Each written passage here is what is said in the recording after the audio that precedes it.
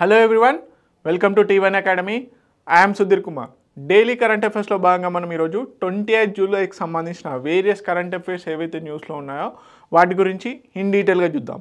Okay, let's ఇది question of the డేలో భాగంగా మనం నిన్నటి క్వశ్చన్కి ఈరోజు ఆన్సర్ చూస్తాం కండి. సో క్వశ్చన్ ఏంటి? According to the Henley passport index 2025 what is the India's rank and the number of countries with visa free access అంటున్నాడు. ఇండియా ర్యాంక్ అడుగుతున్నాడు. అదేవిధంగా ఇండియాకి సంబంధించి ఏదైతే పాస్పోర్ట్ ఉన్నట్లయితే వీసా ఫ్రీ యాక్సెస్ ఉన్నటువంటి కంట్రీస్ ఎన్ని అని అడుగుతున్నాడు. Option A 85th rank 59 countries, option B 77th rank 59 countries, option C 77th rank 50 countries, option D 85th rank 60 countries. Option B is the correct answer. 77th rank. గతంలో 85th rank ఉండేది. Okay, అంతకుముందు 57 కంట్రీస్కి మాత్రమే మనకి visa free access ఉండేది. ఇప్పుడు రెండు కలుపుకొని మొత్తం 59 కంట్రీస్. అదేవిధంగా ర్యాంక్ వచ్చేసి 77 హెన్లీ పాస్పోర్ట్ ఇండెక్స్. సో 59 దేశాలకు వీసా లేకుండా ప్రయాణించవచ్చు, మన పాస్పోర్ట్ ఉంటే సరిపోతుంది.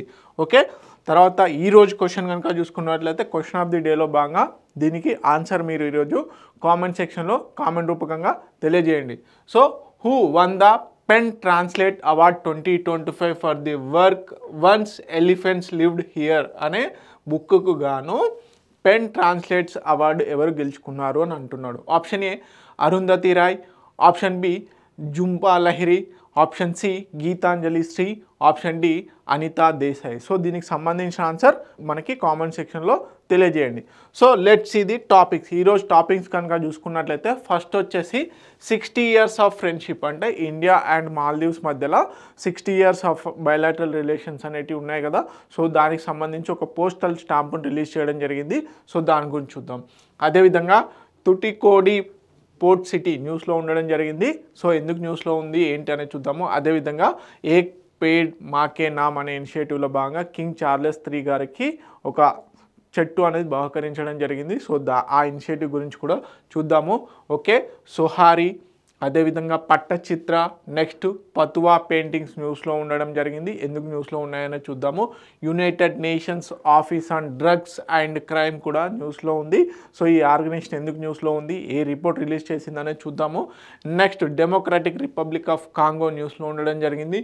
Foot and mouth diseases, okay, మనకి ఏవైతే పశువులు ఉంటాయో వాటికి వచ్చేటువంటి డిసీజ్ న్యూస్లో ఉంది. దాని గురించి చూద్దాము. అదేవిధంగా సంసద్ రత్న అవార్డ్స్ 2025 న్యూస్లో ఉంది. ఇస్రో వచ్చేసి నావిక్ శాటిలైట్స్లో భాగంగా 2026లో ఇంకొక 3 శాటిలైట్స్ని లాంచ్ చేయబోతుంది. ఓకే, వాటి గురించి చూద్దాము. Let's see first one. India Maldives. India and Maldives యొక్క బయలాటరల్ రిలేషన్షిప్ అనేది 60 years. ఓకే, ఇరు దేశాల మధ్యలో 60 years అనేది కంప్లీట్ అవ్వడం జరిగింది. సో రీసెంట్గా మనకి ప్రధానమంత్రి నరేంద్ర మోడీ గారు మాల్దీవ్స్ని విజిట్ చేయడం జరిగింది. ఆ దేశం యొక్క స్వాతంత్ర దినోత్సవంలో సెలబ్రేషన్లో భాగంగా హానరరీ ఇన్విటేషన్స్లో భాగంగా మన దేశం నుంచి మన ప్రధానమంత్రి నరేంద్ర మోడీ గారు వెళ్ళడం జరిగింది. సో అక్కడ 60 years ఫ్రెండ్షిప్ అనేది అంటే ముగించినందుకు గాను, అంటే 60 years ఏదైతే స్నేహభావ సంబంధం ఉందో దాన్ని కొనసాగించడం కోసం అని చెప్పేసి గుర్తుగా ఒక పోస్టల్ స్టాంప్ని రిలీజ్ చేయడం జరిగింది. సో ఆ పోస్టల్ స్టాంపులో కేరళకు సంబంధించి అదేవిధంగా మనకి మాల్దీవ్స్కి సంబంధించినటువంటి కొన్ని ఇమేజెస్ అనేది పెట్టడం జరిగింది. సో చూద్దాం. 60 years of India and Maldives diplomatic ties అనేవి కొనసాగించినందుకు గాను సిన్స్ 1965 నుంచి 2025 గాను గుర్తుగా ఆ పోస్టల్ స్టాంప్ని రిలీజ్ చేయడం జరిగింది. ఎవరెవరు? ప్రధానమంత్రి నరేంద్ర మోడీ, అదేవిధంగా మాల్దీవ్స్ ప్రెసిడెంట్ అయినటువంటి మహమ్మద్ ముయిజు.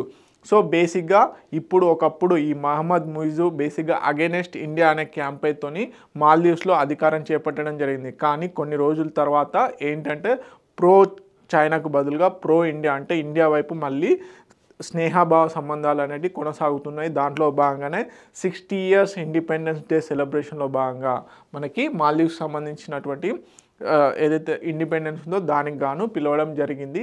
మన మోడీ గారు ముఖ్య అతిథిగా వెళ్ళడం జరిగిందన్నమాట. సో కమెమొరేటివ్ స్టాంప్ అనేది రిలీజ్ చేయడం జరిగింది. షోకాజింగ్ షేర్డ్ మ్యారిటైమ్ హెరిటేజ్, ఏదైతే రెండు దేశాల మధ్యలో ఉన్నటువంటి మ్యారిటైమ్ సముద్ర మార్గాన ఉన్నటువంటి హెరిటేజ్ ఏదైతే ఉందో దానికి గుర్తుగా ఈ స్టాంప్ అనేది ఉంది. దాంట్లో భాగంగా ఉరు సో హ్యాండీక్రాఫ్ట్ దో ఫ్రమ్ బైపోర్ కేరళలో ఈ దో అనే దాన్ని హ్యాండీక్రాఫ్ట్లో అంటే చేతి వృత్తుల వాళ్ళు ఈ దోని తయారు చేయడం జరుగుతుంది. దాన్ని రిప్రజెంట్ చేస్తూ ఆ ఇమేజ్ ఉండడం జరిగింది. A postal symbol of India sand ship ship building tradition. అదేవిధంగా వధు ధోని మాల్దీవ్స్కి సంబంధించినటువంటి ఏదైతే కోస్టల్ ఫిషింగ్ బోట్ ఉంటుందో ట్రెడిషనల్ కోస్టల్ ఫిషింగ్ బోటు దాని పేరు వధు ధోని. ఆ రెండు కూడా ఈ కమమరేటివ్ స్టాంప్లో భాగంగా ముద్రించడం జరిగింది. మనం ఇక్కడ కనుక చూసుకున్నట్లయితే ఇది ఇండియా రిలేటెడ్. నెక్స్ట్ వచ్చేసి మనకి మాల్దీవ్స్ రిలేటెడ్ బోట్ ఏదైతే ఉందో వాటిని చిత్రించడం జరిగింది ఈ స్టాంప్లో భాగంగా. Reflects Maldives maritime life. So ఇక్కడ రెండు కూడా ఏదైతే సముద్ర మార్గాన్ని ఉన్నటువంటి రిలేషన్షిప్ ఉందో దాన్ని రిప్రజెంట్ చేస్తుందన్నమాట. సో బేసిక్గా ఆబ్జెక్టివ్స్ ఏంటి? హానర్ హిస్టారిక్ డిప్లొమాటిక్ పార్ట్నర్షిప్, అదేవిధంగా promote cultural and maritime bonds, foster people to people కనెక్టివిటీని దీంట్లో భాగంగా చూపించడం జరుగుతుంది. సిగ్నిఫికెన్స్ ఏంటి అంటే ఓషియానిక్ టైస్, ఇండియా మాల్దీవ్స్ మధ్యలో ఎలాంటి అవినాభావ సంబంధం ఉంది అని చెప్పేసి చూపించడం కోసము, అదేవిధంగా trade, tourism, climate, security. So వీటన్నిటికి కూడా ఇండియా మాల్దీవ్స్ మధ్యలో సఖ్యత కుదుర్చుకోవడం కోసం అని చెప్పేసి ఈ డిప్లొమాటిక్ టైస్ ఇంకా కొనసాగాలని చూస్తున్నారు. మనం అప్పట్లో చూసాం. అలాగనే బాయ్కాట్ మాల్దీవ్స్ అని కూడా క్యాంపెయిన్ జరిగింది. మన మోడీ గారు లక్షద్వీప్ విజిట్ చేసినప్పుడు ఆ మాల్దీవ్స్కి సంబంధించినటువంటి మినిస్టర్ ఎవరైతే ఉంటారో వాళ్ళు ఒకతను బేసిక్గా క్రిటిసైజ్ చేయడం జరిగింది. లక్షద్వీప్ను విజిట్ చేయడం ఒక రకంగా మాల్దీవ్స్కి దెబ్బ అని. సో ఆ క్రిటిసిజంకి అగెనెస్ట్గా ఇండియన్స్ టూరిస్టులు ఎవరైతే ఉంటారో బాయ్కాట్ మాల్దీవ్స్ అనే క్యాంపెయిన్ కూడా నడపడం జరిగింది. దాని ద్వారా మాల్దీవ్స్కి సంబంధించినటువంటి టూరిజం ఎకానమీ అనేది మేజర్గా మాల్దీవ్స్కి వచ్చేది ఎక్కువగా ఇన్కమ్ జనరేట్ అయ్యేది టూరిజం వల్ల. సో దానివల్ల చాలా దెబ్బతినడం జరిగింది. సో మోస్ట్ ఆఫ్ ది టూరిస్టులు ఎవరైతే వెళ్తారో అది కూడా ఇండియా నుంచే వెళ్ళడం జరుగుతుంది అన్నమాట. సో అక్కడ ఎకానమీ అనేది కొంచెం దెబ్బతింది. అప్పటి నుంచి బేసిక్గా ఒకప్పుడు ప్రో చైనా ఉన్నటువంటి మాల్దీవ్స్ ఇప్పుడు ప్రో ఇండియాగా మారడం జరుగుతుంది. సో ఇదొక రకంగా ఇండియా అండ్ మాల్దీవ్స్ ఏదైతే రిలేషన్షిప్ బిల్డ్ చేస్తుందో అది చైనాకు కూడా నచ్చడం లేదు. కాకపోతే వాళ్ళకి ఎకనామిక్ పాయింట్ ఆఫ్ వ్యూలో వచ్చేసి ఇండియా మెయిన్ కాబట్టి ఇప్పుడు మళ్ళీ ఏవైతే రిలేషన్షిప్స్ ఉన్నాయో అవి బిల్డ్ చేయడం జరుగుతుంది. Okay, this is all about Maldives visit by prime minister Narendra Modi. So Telugu medium అభ్యర్థులు ఎవరైతే ఉన్నారో please note it down. Next వచ్చేసి మనకి తుట్టుకోడి పోర్ట్ సిటీ. సో రీసెంట్గా మొన్న మనకి ప్రధానమంత్రి నరేంద్ర మోడీ గారు తుట్టుకోడి పోర్ట్ సిటీలో భాగంగా అక్కడ ఒక కొత్త రన్వేని తుట్టుకోడి రన్వేని ఎయిర్పోర్ట్కి సంబంధించిన కొత్త రన్వేని ఇనాగ్రేట్ చేయడం జరిగింది. ఇది యాన్షియంట్ పెరల్ సిటీ అని కూడా పిలవడం జరుగుతుంది. ఓకే, మనకి దీన్ని పల్ సిటీ అని కూడా పిలవడం జరుగుతుంది. సో చోళా అండ్ పాండ్యా టైంలో తమిళనాడులో చోళా అండ్ పాండ్యా ఎవరైతే రాజ్యాలు ఉన్నాయో ఆ టైంలో ఇక్కడ నుంచి ముత్యాల ఎక్స్పోర్ట్ అనేది గ్రీస్కి ఇతరత్ర దేశాలకి వెస్టర్న్ కంట్రీస్కి యూరోప్ కంట్రీస్కి ఎక్కువగా ఎక్స్పోర్ట్ అవ్వడం జరిగింది. అందుకని ఈ తుట్టుకోడి పోర్ట్ సిటీ ఇప్పుడు చాలా ఫేమస్. యాన్షియంట్ రిలేషన్షిప్స్ ఉన్నాయి అందుకని చెప్పేసి దీన్ని పల్ సిటీగా పిలవడం జరుగుతుంది, ముత్యాల నగరంగా. ఓకే, ఇక్కడ నుంచి చాలా మటుకి ఎక్స్పోర్ట్ అయినాయి. Okay, so PM Modi inaugurate the newly extended runway terminal building at Thoothukudi airport. Okay, port and industrial city in Tamil Nadu. Okay, on the Coromandel coast by bay of బెంగాల్కి దగ్గరలో ఉండడం జరుగుతుంది. ఓకే, దీన్ని పల్ సిటీ అని కూడా పిలవడం జరుగుతుంది. అదేవిధంగా సీ గేట్వే ఆఫ్ తమిళనాడుగా కూడా పిలవడం జరుగుతుంది. ఓకే, ఏ సిటీని బేసిక్గా మనము పల్ సిటీగా లేకపోతే city of sea gateway of తమిళనాడుగా పిలవడం జరుగుతుంది అంటే తుటికోడిని. ఓకే, సో ఈ పోర్ట్ ఏదైతే తుటికోడికి సంబంధించినటువంటి పోర్ట్ ఏదైతే ఉందో దానికి ఏం పేరు పెట్టారు? విఓ చిదంబరానర్ పోర్ట్ ట్రస్ట్ అని పేరు పెట్టడం జరిగింది. ఓకే, మనకి ఇప్పుడు ముంబైలో ఏ విధంగా అయితే Jawahar Nagar port trust Jawahar port trust ఏదైతే ఉందో అదేవిధంగా దీనికి ఈ తుటికోడి పోర్ట్ ట్రస్ట్కి వచ్చేసి మనం ఏమని పేరు పెట్టారు? విఓ చిదంబరానర్ పోర్ట్ ట్రస్ట్ అని పేరు పెట్టడం జరిగింది 2011 నుంచి. Okay, ancient and maritime trade కనుక చూసుకున్నట్లయితే 6th century BC టైంలో ఇక్కడ ఉన్నటువంటి పోర్ట్ పేరు ఏంటంటే కోర్కాయ్ అని పేరు పెట్టడం జరిగింది. ఓకే, బేసిక్గా రోమ్కి గ్రీస్కి సౌత్ ఈస్ట్ ఏషియాకి ఇక్కడ నుంచి ముత్యాలు అనేటి ఎగుమతి అయ్యేటివి అన్నమాట. ఓకే, పాండ్యా అండ్ చోళా టైంలో కూడా ఎక్కువగా ట్రేడ్ అనేది నిర్వహించడం జరిగింది. ఓకే, 1906లో స్వదేశీ మూమెంట్లో భాగంగా 1906లో భాగంగా ఏంటి మనకి వివో చిదంబరం పిల్లై గారు ఎవరైతే ఉన్నారో వారు స్వదేశీ స్టీమ్ నావిగేషన్ కంపెనీని ఏర్పాటు చేసి ఈ తూటికోడి పోర్ట్ నుంచే బేసిక్గా ఎక్స్పోర్ట్స్ అనేటివి స్టార్ట్ చేయడం జరిగింది. ఓకే, స్వదేశీ స్టీమ్ నావిగేషన్ కంపెనీ ఫస్ట్ అంటే ఇండియాలో మనకి నావిగేషన్ స్టీమ్ బేసిక్గా నావెల్ కంపెనీ ఏదైనా ప్రైవేట్ నావెల్ కంపెనీ ఏర్పాటు చేశారు బ్రిటిష్ వాళ్ళు కాకుండా అంటే అది V O Chidambaram Pillai at the Swadeshi movement in 1906 టైంలో. Okay, this is all about Thoothukudi port city and రీసెంట్గా మనకి ప్రధానమంత్రి నరేంద్ర మోడీ గారు కొత్త రన్వేని ఇనాగ్రేట్ చేయడం జరిగింది, అందుకని న్యూస్లో ఉంది. ఓకే, తెలుగు మీడియం అభ్యర్థులు ఎవరైతే ఉన్నారో please note it down. Next వచ్చేసి పిఎం మోడీస్ ఏక్ పేడ్ మాకే నామ్. సో ఒక చెట్టు అమ్మ పేరు మీదుగా నాటాలన్న క్యాంపెయిన్ని తీసుకురావడం జరిగింది కదా. సో దీంట్లో భాగంగానే ఇప్పుడు బేసిక్గా ఇంగ్లాండ్ అండ్ మాల్దీవ్స్ విజిట్లో భాగంగా మన మోడీ గారు ఇంగ్లాండ్ విజిట్ చేసినప్పుడు ఏదైతే ఫ్రీ ట్రేడ్ అగ్రిమెంట్ చేసుకున్నారు కదా ఇండియాకు, అదేవిధంగా యూకేకి ఫ్రీ ట్రేడ్ అగ్రిమెంట్ అనేది చేసుకున్నారు. సో ఈ విజిట్లోనే భాగంగా మనకి కింగ్ చార్లెస్ IIIని కలవడం జరిగింది. సో దాంట్లో భాగంగా ఒక చెట్టును అనేది గిఫ్ట్గా ఇచ్చి ఏక్ పేడ్కే నామ్ అనేది బేసిక్గా గ్లోబల్ క్యాంపెయిన్ స్టార్ట్ చేయడం జరిగింది, గ్లోబల్ గ్రీన్ క్యాంపెయిన్ స్టార్ట్ చేయడం జరిగింది అనమాట. ఒక చెట్టు అనేది అమ్మ పేరు మీదుగా నాటండి అని చెప్పేసి క్యాంపెయిన్ స్టార్ట్ చేయడం జరిగింది. ఆల్రెడీ అది ఇండియాలో ఇంప్లిమెంట్ చేస్తున్నారు, అయితే ఇప్పుడు విదేశాలకు కూడా విస్తరించడం స్టార్ట్ చేశారన్నమాట. ఓకే, చూద్దాం దానికి సంబంధించి. మరి ఏ చెట్టు గిఫ్ట్గా ఇచ్చారు అంటే సొనోమా అనే చెట్టుని గిఫ్ట్గా ఇవ్వడం జరిగింది. దాని యొక్క సైంటిఫిక్ నేమ్ వచ్చేసి డెవిడియా ఇన్లోక్రాటా. సో కంపల్సరీ అడుగుతారు. ఇటీవల కాలంలో మన ప్రధానమంత్రి నరేంద్ర మోడీ గారు కింగ్ చార్లెస్ III గారికి ఇచ్చినటువంటి చెట్టు పేరేంటి, గిఫ్ట్ ఇచ్చినటువంటి చెట్టు పేరేంటి అంటే అది డెవిడియా ఇన్లోక్రాటా సొనోమా. ఓకే, సో దేంట్లో భాగంగా ఏక్ పేడ్ మాకే నామ్ అనే ఇనిషియేటివ్ పేరు మీద ఇవ్వడం జరిగింది. So tribute based on tree plantation initiative to honour mothers. Okay, so ఇదేంటి ఒక రకంగా గ్రీన్ డిప్లొమాటిక్ని కూడా ఎంకరేజ్ చేస్తారనమాట. సో మనం ఏదైతే క్లైమేట్ చేంజ్కి ప్రతి దేశము పాటుపడాలని చెప్పేసి COP summits, conference of parties summits నిర్వహిస్తామో, అదేవిధంగా అటవీ ఉత్పత్తులను పెంచాలి, అటవీ విస్తీర్ణాన్ని పెంచాలి అనుకుంటాం కదా. సో అదే నినాదం మీద ఇలా ఇనిషియేటివ్ అనేది తీసుకురావడం జరిగింది.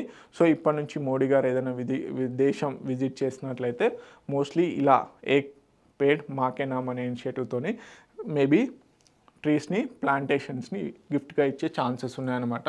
సో కంపల్సరీ ఇంపార్టెంట్ సోనామా dove tree. Okay, Davidia involucrata అనేది ఇవ్వడం జరిగింది. సో రీసెంట్గా చెప్పాను, ఆల్రెడీ మనం ప్రీవియస్ క్లాస్లో డిస్కస్ చేసాము.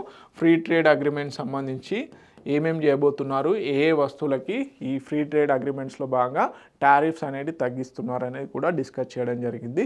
ఓకే, తెలుగు మీడియం అభ్యర్థులు ఎవరైతే ఉన్నారో please note it down. Next వచ్చేసి సోహారీ పటచిత్ర అండ్ పతువా పెయింటింగ్స్ న్యూస్లో ఉండడం జరిగింది. కళా ఉత్సవ్ మనకి బేసిక్గా కళా ఉత్సవ్ అనేది బేసిక్గా హస్తకళలు ఏవైతే ఉంటాయో వాటిని ప్రోత్సహించే ప్రాసెస్లో ఈ కళా ఉత్సవ్ని నిర్వహిస్తూ ఉంటున్నారు. సో దాంట్లో భాగంగా ఇప్పుడు కళా ఉత్సవ్ 2.0లో ఎవరైతే ఈ సోహారీ పటచిత్ర అండ్ పటువా పెయింటింగ్స్ వేసే వాళ్ళని బేసిక్గా సన్మానించడం జరిగింది. సో అందుకని చెప్పేసి న్యూస్లో ఉన్నాయి. ఇవన్నీ కూడా మనకు GI ట్యాగ్ను కలిగి ఉన్నవే, జియోగ్రాఫికల్ ఐడెంటిఫికేషన్ సంబంధించినవి. సో దీంట్లో ఏ రాష్ట్రంలో ఈ 3 పెయింటింగ్స్ కూడా డిఫరెంట్ రాష్ట్రాలలో డిఫరెంట్ వ్యక్తులు డిఫరెంట్ కలర్స్ అండ్ డిఫరెంట్ స్టైల్స్లో వేయడం జరుగుతుంది. సో వాటి గురించి ఇన్ డీటెయిల్గా చూద్దాము. సో ప్రధానంగా వచ్చేసి artist from Jharkhand, Odisha and West బెంగాల్కి సంబంధించినటువంటి ఎవరైతే ఆర్టిస్టులు ఉన్నారో హస్తకళలు వేసేవాళ్ళు, సో వారు participated in 2nd edition Kala Utsav featured traditional arts Sohrai Khovar, అదేవిధంగా పటచిత్ర పతువా పెయింటింగ్. సో సోహారీ కోవార్ ఇక్కడ దేనికి సంబంధించిందంటే, ఏ రాష్ట్రానికి సంబంధించిందంటే జార్ఖండ్కి సంబంధించింది సోహారీ కోవార్. ఓకే, ట్రైబల్ ఉమెన్స్ దీన్ని బేసిక్గా చేయడం జరుగుతుంది ఈ పెయింటింగ్ని. సో హజారీబాగ్, ఓకే, జార్ఖండ్లోని హజారీబాగ్ బేసిక్గా కుర్మి, సంతాల్, ఒరాన్ ట్రైబ్స్కి సంబంధించిన ఆడవాళ్ళు మనకి సోహారి కోవార్ అనే పెయింటింగ్ని ప్రాక్టీస్ చేస్తూ ఉంటారు. సో దీంట్లో భాగంగా ఇది దేనికి సంబంధించింది అంటే హార్వెస్ట్ అండ్ క్యాటిల్ రిచువల్కి సంబంధించింది. సో పంట చేతికి వచ్చేదాన్ని ఏదైతే సమయం ఉంటుందో దాన్ని, అదేవిధంగా క్యాటిల్ రిచువల్కి సంబంధించి ఈ బేసిక్గా ఈ పెయింటింగ్ ప్రాక్టీస్ అనేది చేస్తారు. Painted using rice paste. దీంట్లో ఉపయోగించేటువంటి ఇంగ్రీడియంట్ చాలా ఇంపార్టెంట్, రైస్ పేస్ట్. అదేవిధంగా చేతుల ద్వారానే ఈ పెయింటింగ్ అనేది వేయడం జరుగుతుంది. Uses symbolic motifs mandalas. Okay, GI tag వచ్చేసి 2020లో రావడం జరిగింది. దేనికి? ఈ సోహారి కోవార్. అదేవిధంగా పటచిత్ర ఒడిశాకు సంబంధించింది. ఏ రాష్ట్రానికి సంబంధించింది అంటే ఒడిశాకు సంబంధించింది. Cloth based painting from Puri. ఇక్కడ పిక్చర్లో కనుక చూసుకున్నట్లయితే ఇదన్నమాట మనకి. Okay, connected to Jagannath temple. Uses natural colours అనేటివి యూజ్ చేస్తారు. దీంట్లో ఆర్టిఫిషియల్ కలర్స్, ఈవెన్ దీంట్లో కూడా మనకి ఆర్టిఫిషియల్ కలర్స్ అనేటివి యూజ్ చేయరు. ఓకే, టామరిన్ సీడ్ గ్లూ, అదేవిధంగా నో పెన్సిల్ స్కెచింగ్. థీమ్స్ వచ్చేసి మెయిన్గా మనకి థీమ్స్ కూడా అడిగే ఛాన్సెస్ ఉన్నాయి. కృష్ణలీల, మైథాలజీ, టెంపుల్ రిచువల్స్, వీటిపైన ఎక్కువగా చూసాం కదా ఇక్కడ పిక్చర్లో. మనకి జగన్నాథ టెంపుల్కి సంబంధించినటువంటి పిక్చర్ మాత్రమే ఇలా ఈ థీమ్లో ఈ పెయింటింగ్స్ అనేటివి వేయడం జరుగుతాయి. ఓకే, పటచిత్రకు సంబంధించి. Okay, finished with lacquer coating for durability. అంటే లక్కని యూజ్ చేయడం జరుగుతుంది. ఎందుకు? చాలా కాలం మన్నికగా ఉండేందుకు అని చెప్పేసి. తర్వాత పతువా పెయింటింగ్. ఇది వచ్చేసి వెస్ట్ బెంగాల్కి సంబంధించింది. దీన్ని స్క్రోల్ పెయింటింగ్ అని కూడా అంటారు. ట్రెడిషన్ పతువా చిత్కార్ కమ్యూనిటీ వాళ్ళు ఎవరైతే ఉన్నారో హిందూ ముస్లిమ్స్కి సంబంధించిన వాళ్ళు దీన్ని ప్రాక్టీస్ చేస్తూ ఉంటారు. Painted on cloth patta backed by old shares. Okay, దీంట్లో థీమ్స్ ఏం యూజ్ చేస్తారు అంటే మనకు మంగళ కథ, లోకల్ లెజెండ్స్ ఎవరైతే ఉంటారో వారికి సంబంధించి. So bamboo hair brushes. So బేసిక్గా మనకి వెదురు ఏదైతే ఉంటుందో ఆ వెదురుకు సంబంధించినటువంటి తీసేసి దాన్ని బ్రష్ లాగా చేసి బేసిక్గా న్యాచురల్ కలర్స్ ద్వారా వీటిని వేయడం జరుగుతుంది. వెజిటేబుల్ డైస్ చెప్పాను కదా, ఏవైతే ఆకుకూరలు ఉంటాయో ఆకుకూరలు కానీ లోకల్ కూరగాయలు ఏవైతే ఉంటాయో వాటితో వచ్చినటువంటి కలర్స్ మాత్రమే మనకి ఈ పతువా పెయింటింగ్లో వాడడం జరుగుతుంది. ఇది ఒక స్క్రోల్ పెయింటింగ్. సో ఖచ్చితంగా గుర్తుపెట్టుకోండి. So this is all about కళా ఉత్సవ్లో సన్మానించినటువంటి వివిధ కళలకు సంబంధించినటువంటి డీటెయిల్స్. ఓకే, కంపల్సరీ అడుగుతారు. ఇవన్నిటి కూడా జిఐ ట్యాగ్, జియోగ్రాఫికల్ ఐడెంటిఫికేషన్ మనకి రావడం. ఏదైతే కరీంనగర్ సిల్వర్ ఫిలిగ్రీ, పోచంపల్లి ఇక్కత్ శారీస్కి ఏ విధంగా అయితే జిఐ ట్యాగ్ వచ్చిందో ఈ మూడింటికి కూడా జిఐ ట్యాగ్స్ రావడం జరిగింది. కంపల్సరీ అడుగుతారు. వీటి ఫీచర్స్ని కంపల్సరీ గుర్తుపెట్టుకోండి. ప్రధానంగా వాటి యొక్క రాష్ట్రాలతోని. సోహ్రాయ్ కోవార్ వచ్చేసి జార్ఖండ్, పట్టచిత్ర వచ్చేసి ఒడిస్సా, పటువా చిత్రలేఖనం వచ్చేసి పశ్చిమ బెంగాల్. ఇవి కంపల్సరీ గుర్తుపెట్టుకోండి. మ్యాచ్ ద ఫాలోయింగ్లో అడిగే ఛాన్సెస్ ఉన్నాయి. నెక్స్ట్ వచ్చేసి United Nations office on drugs and crime. United Nations office on drugs and crime అనే ఆర్గనైజేషన్ న్యూస్లో ఉండడం జరిగింది. ఇది రీసెంట్గా ఒక రిపోర్ట్ రిలీజ్ చేయడం జరిగింది. ఓకే, అన్కండిషనల్ మెడిసిన్స్ ఏవైతే వాడడం వల్ల దాదాపుగా 90 సంవత్సరాల్లో 1300 మంది చనిపోవడం జరిగిందని చెప్పేసి ఒక రిపోర్ట్ రిలీజ్ చేయడం జరిగింది. సో దానికి సంబంధించిన డీటెయిల్స్ చూద్దాము. వరల్డ్ హెల్త్ ఆర్గనైజేషన్తో కలుపుకొని ఈ organisation United Nations office of drugs and Crime organisation, అదేవిధంగా వరల్డ్ హెల్త్ ఆర్గనైజేషన్ సంయుక్తంగా ఈ రిపోర్ట్ని అనేది రిలీజ్ చేయడం జరిగింది. దాదాపుగా 1300 డెత్స్ అనేది due to contaminated medicines. So మనకి మెడిసిన్ అనేది క్యూరబుల్. బేసిక్గా ఏదైనా వ్యక్తికి వ్యాధి వస్తే ఆ మెడిసిన్ ద్వారానే క్యూర్ చేయాలి. సో అలాంటి మెడిసినే కంటామినేషన్ అంటే కలుషితం అవుతే ఎలా అని చెప్పేసి దాని మీద ఒక రిపోర్ట్ ఇద్దామని చెప్పేసి ఆ కంటామినేటెడ్ మెడిసిన్ తీసుకోవడం వల్ల దాదాపుగా 1300 మంది చనిపోయారు అని చెప్పేసి ఈ రిపోర్ట్ హైలైట్ చేయడం జరిగింది. సో దీంట్లో ప్రధానంగా మనము United Nations office on drugs and crime గురించి తెలుసుకోవాలన్నమాట. సో దీన్ని ఎప్పుడు ఎస్టాబ్లిష్ చేశారు? 1997లో ఎస్టాబ్లిష్ చేయడం జరిగింది. Okay, United Nations drug control programme, United Nations drug control programme and centre for international crime prevention. ఈ రెండు ఆర్గనైజేషన్స్ని క్లబ్ చేసి మనకి United Nations office on drugs and క్రైమ్ని ఏర్పాటు చేయడం జరిగింది. ఓకే, దీని యొక్క హెడ్ క్వార్టర్స్ ఎక్కడ ఉంది? వియన్నా, ఆస్ట్రియాలో ఉండడం జరిగింది. Relies on voluntary contributions. Funding వచ్చేసి వాలంటరీ కాంట్రిబ్యూషన్స్. అటు ప్రైవేట్ మెంబర్సు ఇటు దేశాలు కూడా దీనికి ఫండింగ్ అనేది ఇవ్వడం జరుగుతుంది. సో సిగ్నిఫికెన్స్ ఆఫ్ రిపోర్ట్ ఏంటి? Joint World Health Organization and United Nations office of drugs and crime ఏదైతే ఉందో reports highlight the global risk from contaminated medicine. So మెడిసినే క్యూరబుల్ అయితే అలాంటి మెడిసిన్ కంటామినేషన్ కలుషితం అయితే ఏంటి పరిస్థితి అనేది మెయిన్ క్వశ్చన్. ఇప్పుడు urges international regulatory reforms vigilance in drug safety. ఏంటి రెగ్యులేటరీ రిఫార్మ్స్ని తీసుకురండి, అదేవిధంగా విజిలెన్స్ని పెంచండి అని అడుగుతున్నారు అని చెప్పడం జరుగుతుంది. సో మరి దీని యొక్క major United Nations office of drugs and క్రైమ్కి సంబంధించినటువంటి ఆర్గనైజేషన్ ఏదైతే ఉందో దాని యొక్క కోర్ వర్క్స్ ఏంటి అంటే మనకి combat illicit drugs and organised crime ఏదైతే ఉంటుందో దాని మీద ఫైట్ చేయడం జరుగుతుంది. Drug abuse prevention and education, support criminal justice reform, strengthen rule of law, fight corruption and human trafficking కూడా ఫైట్ చేస్తుంది. దీనికి 2002లో అడిషనల్గా ఒక కొత్త బాధ్యతను ఏర్పాటు చేయడం జరిగింది. ఓకే, ఏంటి బేసిక్గా టెర్రరిజం ప్రివెన్షన్ అనేది కూడా యాడ్ చేయడం జరిగింది. సో దీంట్లో భాగంగా ratifying and implementing 18 United Nations counter terrorism legal ఇన్స్ట్రుమెంట్స్ని కూడా ఈ ఆర్గనైజేషన్ అది ఇంప్లిమెంట్ చేయడం జరుగుతుంది. ఓకే, ప్రధానంగా ఏ ఆర్గనైజేషన్తో మనకి కంటామినేటెడ్ డ్రగ్స్ రిపోర్ట్ని రిలీజ్ చేసిందంటే వరల్డ్ హెల్త్ ఆర్గనైజేషన్తో సంయుక్తంగా ఈ రిపోర్ట్ అనేది రిలీజ్ చేయడం జరిగింది. ఓకే, తెలుగు మీడియం అభ్యర్థులు ఎవరైతే ఉన్నారో please note it down. Next వచ్చేసి democratic republic of Congo. So బేసిక్గా మనకి ఇక్కడ ఖతర్ మీడియేషన్ చేస్తూ డెమోక్రటిక్ రిపబ్లిక్ ఆఫ్ కాంగో, అదేవిధంగా ఇక్కడ ఉన్నటువంటి M23 రెబల్స్ మధ్యలో ఒక డిక్లరేషన్ అనేది సైన్ చేయించడం జరిగింది. అంటే ఈ రిపబ్లిక్ ఆఫ్ కాంగోలో ఈ M23 రెబల్స్ బేసిక్గా అన్రెస్ట్ అనేది తీసుకురావడం జరుగుతుంది, political and law and order issues అనేది తీసుకురావడం జరుగుతుంది. సో ఇప్పుడు ఖతర్ గవర్నమెంట్ మీడియేషన్ చేస్తూ democratic republic of Congo government మధ్యలో M23 రెబల్స్ ఎవరైతే గ్రూప్ ఉందో ఆ గ్రూప్ మధ్యలో మీడియేషన్ చేసి ఇద్దరికి సంయుక్తంగా ఒక మెమరాండమ్ ఆఫ్ అండర్స్టాండింగ్ అనేది చేయడం జరిగింది. ఓకే, మనకి ఈ సందర్భంలో డెమోక్రటిక్ రిపబ్లిక్ ఆఫ్ కాంగో ఎక్కడ ఉంది అంటే సెంట్రల్ ఆఫ్రికాలో ఉండడం జరిగింది. చాలా ఇంపార్టెంట్ జాగ్రఫీ పాయింట్ ఆఫ్ లో equator passing through the country. ఈ కంట్రీ నుంచి మనకి భూమధ్య రేఖ అనేది ప్రయాణిస్తుంది. Okay, central Africa crossed by the equator. దీని బార్డర్ కంట్రీస్ కూడా చాలా important. Angola, republic of Congo, central African republic, south Sudan, Uganda, Rwanda, Burundi, అదేవిధంగా టాంజానియా, జాంబియా. సో మనకి స్మాల్ అట్లాంటిక్ ఓషన్ అవుట్లెట్ అనేది కూడా ఉండడం జరిగింది. ఈ దేశానికి సంబంధించినటువంటి క్యాపిటల్ ఏంటి అంటే కిన్షాసా. Okay, so this is all about democratic republic of Congo. ప్రధానంగా అక్కడి రెబల్స్ని సైలెంట్ చేస్తూ ఒక మీడియేషన్కి సంబంధించిన అగ్రిమెంట్ అనేది చేయడం జరిగింది. ఆ మీడియేషన్ ఎవరు చేశారు అంటే ప్రధానంగా ఖతర్ కంట్రీ చేయడం జరిగింది. ఓకే, తెలుగు మీడియం అభ్యర్థులు ఎవరైతే ఉన్నారో ప్లీజ్ నోట్ ఇట్ డౌన్.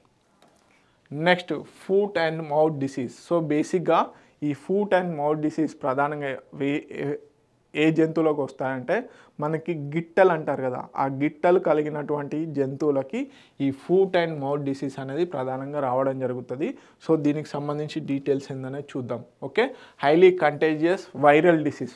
ప్రధానంగా మనకి బ్యాక్టీరియా ద్వారా వస్తుందా లేకపోతే వైరస్ ద్వారా వస్తుందా అనేది అడుగుతారు. సో ఇది వచ్చేసి మనకి వైరస్ ద్వారా రావడం జరుగుతుంది. ఓకే, ఇది viral disease. Foot and mouth disease ప్రధానంగా దేని ద్వారా వస్తుందంటే వైరస్ ద్వారా వస్తుంది. సో దేనికంటే cattle, sheep, goats, pig, deer, so horses, dogs, not వీటికి కూడా రావడం జరుగుతుంది. సో దీంట్లో ప్రధానంగా హార్సెస్కి, డాగ్స్కి, క్యాట్స్కి రాదు. ఇది గుర్తుపెట్టుకోండి.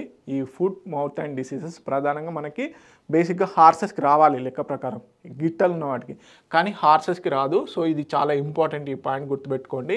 మరి ఈ వైరస్ దేనికి సంబంధించింది అంటే ఆప్తో వైరస్ అనే ఫ్యామిలీకి సంబంధించింది.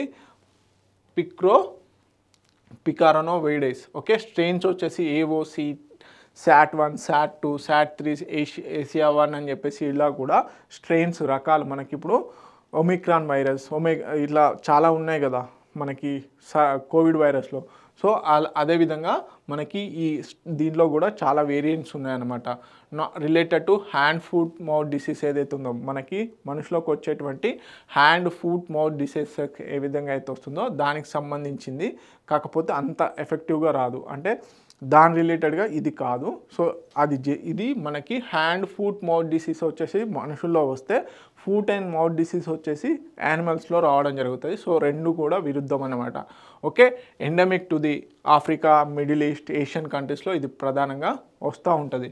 Okay, transboundary animals disease effects the life stock production and international trade. ఒకవేళ ఇలాంటి వ్యాధి రావడం వల్ల ఆ దేశానికి సంబంధించి ఎక్కువగా విస్తరించినట్లయితే ప్రధానంగా ఏంటి, లైఫ్ స్టాక్ ప్రొడక్షన్ అనేది తగ్గిపోతుంది.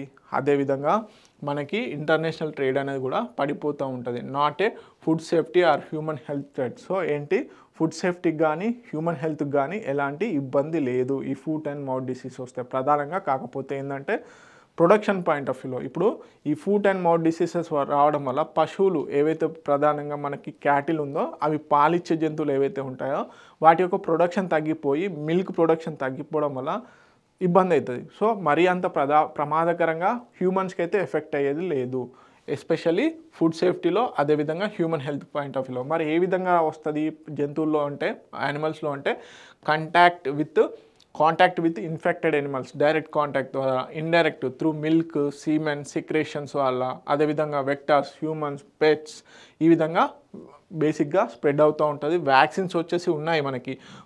ఇప్పుడు బేసిక్గా మనం చూస్తూ ఉన్నాం జియో ట్యాగింగ్లో భాగంగా ఫుట్ అండ్ మౌత్ డిసీజెస్ ఇచ్చినటువంటి వాటికి ఆ వ్యాక్సిన్ ఇచ్చినటువంటి జంతువులకి ఈ మధ్యకాలంలో జియో ట్యాగ్ కూడా చేస్తున్నారు, మనం చూస్తూ ఉన్నాం.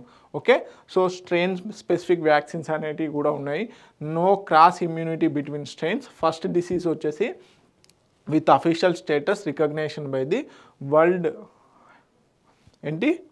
యానిమల్ హెల్త్ ఆర్గనైజేషన్ ఏదైతే ఉందో, world organization of animal health declare చేయడం జరిగింది. ఓకే, తెలుగు మీడియం అభ్యర్థులు ఎవరైతే ఉన్నారో please note it down.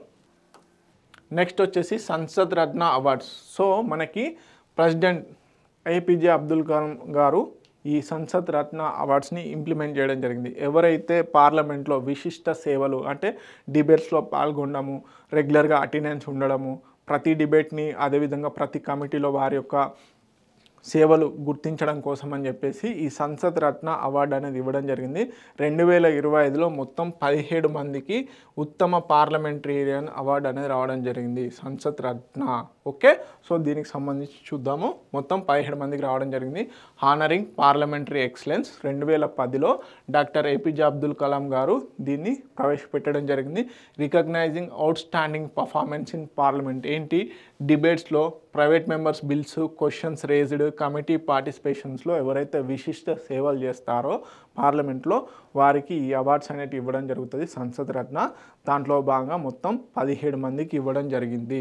Okay, notable winners ఎవరు, సుప్రియా సూలే ఎన్సీపీకి సంబంధించినటువంటి క్యాండిడేట్, రవి కిషన్ బీజేపీ, అదేవిధంగా నిషికాంత్ దూబే బీజేపీకి సంబంధించి, అరవింద్ సావంత్ శివసేన పార్టీకి సంబంధించిన క్యాండిడేట్కి. స్పెషల్ జ్యూరీ అవార్డ్స్ ఎవరికి వచ్చాయి అంటే Bhartruhari Mahtab, okay, BJP candidate, NK Premachandran గారికి రావడం జరిగింది, సుప్రియా సూలే గారికి రావడం జరిగింది స్పెషల్ జ్యూరీ అవార్డ్స్లో కూడా. అదేవిధంగా శ్రీరంగ్ అప్పా బర్నే శివసేన క్యాండిడేట్, ఇతను కూడా రావడం జరిగింది స్పెషల్ జ్యూరీలో వీరికి. అదేవిధంగా కమిటీ అవార్డ్స్లో భాగంగా స్టాండింగ్ కమిటీ ఆన్ ఫైనాన్స్ ఎవరైతే ఉన్నారో చైర్డ్ బై ది భరతూరి మహతాబ్ వీరికి రావడం జరిగింది. అదేవిధంగా standing committee on agriculture chaired by the doctor Chiranjit Singh Channi వీరికి రావడం జరిగింది. సో కంపల్సరీ పేర్లు ఇంపార్టెంట్ అండ్ ఏ కేటగిరీలో వచ్చింది అనేది ఇంపార్టెంట్ కూడా. ఓకే, మొత్తం సంసద్ రత్న అవార్డ్స్ 2025 గాను 17 మందికి ఇవ్వడం జరిగింది. ఓకే, తెలుగు మీడియం అభ్యర్థులు ఎవరైతే ఉన్నారో please note it down. Next వచ్చేసి ఇస్రో మనకి నావిక్ ఏదైతే ఉందో మనకి ఆ నావిక్ అని చెప్పేసి ఇంకొక కొత్తగా 3 శాటిలైట్స్ని 2026లో లాంచ్ చేయబోతుందని అనౌన్స్ చేయడం జరిగింది. So compulsory important. మనకి IRNSS Indian regional navigation satellite system అంటారు. దీంట్లో భాగంగా మొత్తం 7 శాటిలైట్స్ని geosynchronous and geostationary, ఇక్కడ గుర్తుపెట్టుకోండి, జియో సింక్రనస్ అండ్ జియో స్టేషనరీలో లాంచ్ చేయబోతున్నారు. దాంట్లో ప్రధానంగా ఇప్పుడు ఆల్రెడీ 4 అనేటివి వర్కింగ్లో ఉన్నాయి. నెక్స్ట్ 3 వచ్చేసి 2026లో లాంచ్ చేయబోతున్నారు. సో బేసిక్గా మనకి మనకి ఆర్బిటల్స్, పోలార్ ఆర్బిట్ అని, సన్ సింక్రోనస్ అనేది, పోలార్ మనకి ఈ విధంగా satellite launching low earth orbits అని, తర్వాత geostationary and geosynchronous. మనకి ప్రధానంగా geosynchronous and geostationary orbits వచ్చేసి భూమికి 36,000 కిలోమీటర్ల పై ఎత్తున నుంచి ఈ శాటిలైట్స్ అనేవి అబ్జర్వేషన్ చేయడం జరుగుతుంది. మనకి ఏ విధంగా అయితే జీపీఎస్, గ్లోనస్ ఈ విధంగా ఉన్నాయో అలా ఇండియాకు కూడా ఒక నావిగేషన్ సిస్టమ్ ఉండాలని చెప్పేసి ఈ నావిక్ సిస్టమ్ని తీసుకురావడం జరిగింది. దాంట్లో భాగంగానే ఆల్రెడీ 4 శాటిలైట్స్ అనేవి చేయడం జరుగుతుంది. మొత్తంగా covers India's and up to 1500 kilometres beyond. So India ఒక్కదానే కాదు, ఇండియా చుట్టుపక్కల ఉన్నటువంటి మొత్తం ఏదైతే ఉందో 1500 కిలోమీటర్స్ వరకు కూడా ఈ శాటిలైట్స్ ద్వారా ఇండియాకు సంబంధించి నావిక్ సిస్టము బేసిక్గా అక్యురసీగా ఇవ్వడం జరుగుతుంది. సో దీనికి సంబంధించిన హైలైట్స్ చూద్దాం. Strengthening India's regional navigation system ఏదైతే ఉందో దాన్ని స్ట్రెంథన్ చేయడం కోసం అని చెప్పేసి మొత్తం 7 శాటిలైట్స్ అనుకున్నాం కదా, ఆల్రెడీ 4 వర్కింగ్. సో ఇప్పుడు మరొక 3ని లాంచ్ చేయబోతున్నారు. ఫుల్ ఫామ్ ఏంటి నావిక్ అంటే? Navigation with Indian constellation. Okay, originally called Indian regional navigation satellite system అంటారు.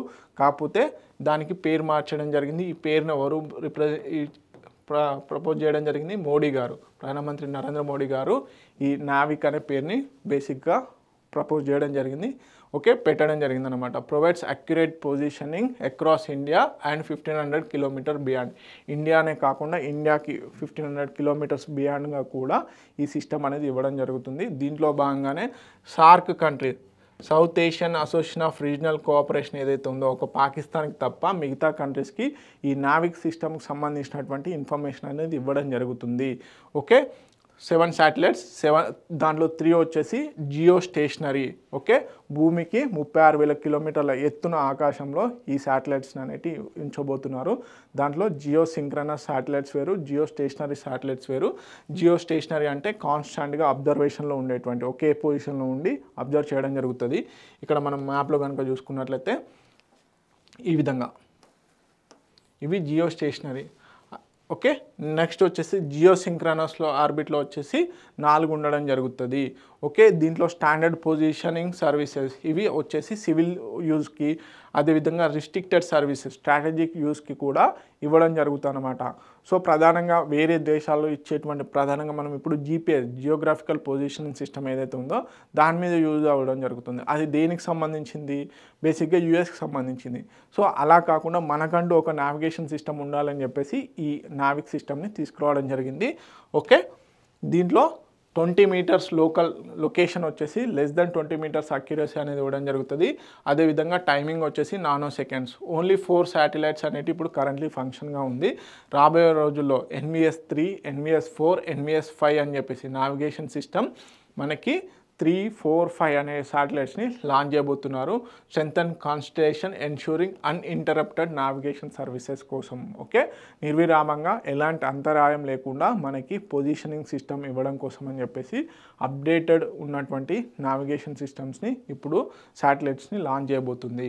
Okay, NVS series is the second generation Navik. Okay, so దీంట్లో భాగంగా NVS-01 వచ్చేసి 2023లో లాంచ్ చేయడం జరిగింది. First with indigenous atomic clock. So బేసిక్గా మనకి ఈ పొజిషనింగ్ సిస్టంలో యూజ్ చేసేటువంటి శాటిలైట్స్లలో అటామిక్ క్లాక్స్ అనేటివి యూజ్ చేస్తారు. అంతకుముందు జనరేషన్ 1లో వచ్చేసి బేసిక్గా వేరే దేశాలకు సంబంధించినటువంటి అటామిక్ క్లాక్స్ వాడడం జరిగింది. ఇప్పుడేంటి పూర్తిగా స్వదేశీ పరిజ్ఞానంతో నిర్మించినటువంటి శాటిలైట్స్ ఏవైతే అటామిక్ క్లాక్స్ ఉన్నాయో అవి NVS-1లో వాడడం జరిగిందనమాట. అది 2023లో లాంచ్ చేశారు. అదేవిధంగా NVS-3 వచ్చేసి 2025 జనవరిలో, నెక్స్ట్ వచ్చేసి NVS-3, 4, 5 వచ్చేసి 2026లో లాంచ్ చేయబోతున్నారు. దీంట్లో ప్రధానంగా వచ్చేసి L1 బ్యాండ్ ఏదైతే ఉందో మనకి L బ్యాండ్, K బ్యాండ్ అని చెప్పేసి ఫ్రీక్వెన్సీస్ ఉంటాయి. దాంట్లో L బ్యాండ్ని యూజ్ చేయబోతున్నారు గ్లోబల్ డివైస్ కంపాటబిలిటీ కోసం. Enhance the smart phones and internet of things civilian టెక్నాలజీకి ఉపయుక్తంగా ఉండే విధంగా ఈ L బ్యాండ్ అనేది యూజ్ అవుతుంది. సో ఈ బేసిక్గా ఈ సిరీస్ని NVS-03, 4, 5 ఏవైతే ఉన్నాయో వాటిని లాంచ్ చేయబోతున్నారు 2026లో. Compulsory important. So Telugu medium అభ్యర్థులు ఎవరైతే ఉన్నారో ప్లీజ్ నోట్ ఇట్ డౌన్. ఇక్కడ నుంచి క్వశ్చన్ ఏ విధంగా వస్తుందంటే ఇటీవల కాలంలో వార్తల్లో నిలిచినటువంటి NVS-03, NVS-04, NVS-05 దేనికి సంబంధించింది అంటే ఇండియాకు సంబంధించినటువంటి IRNS Indian regional navigation satellite system లేదా నావిక్ సంబంధించినటువంటి geosynchronous or geostationary satellites అవి 2026లో ఇస్రో లాంచ్ చేయడానికి ప్లాన్ చేయడం జరిగింది. ఓకే, సో ఇవన్నీ ఇంపార్టెంట్ కరెంట్ అఫైర్స్. మరిన్ని ఇంపార్టెంట్ కరెంట్ అఫైర్స్ కోసం T1 అకాడమీ యూట్యూబ్ ఛానల్ని ఫాలో అవ్వండి. అదేవిధంగా పోటీ పరీక్షలకు ఉపయోగపడేలా అన్ని క్లాసెస్ని కూడా మేము ఫ్రీగా యూట్యూబ్లో ఇవ్వడం జరుగుతుంది. So please subscribe to T1 academy. Please share this video. Thank you so much.